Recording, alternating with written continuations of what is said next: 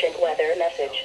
The National Weather Service in Cleveland has issued a severe thunderstorm warning for southern Ashtabula County, eastern Geauga County, Trumbull County until 8:45 p.m. Eastern Daylight Time.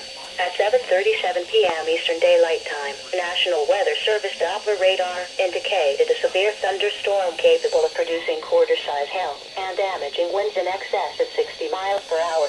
This storm was located near Burton and moving east at 20 miles per hour.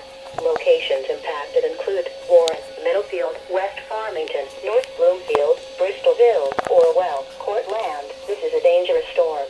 Seek shelter inside now and stay away from windows.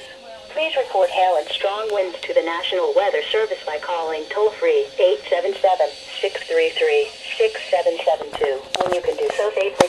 Repeating, a severe thunderstorm warning has been issued until 8:45 p.m. Eastern Daylight Time for the following counties in Ohio: Ashtabula, Geauga, and Trumbull.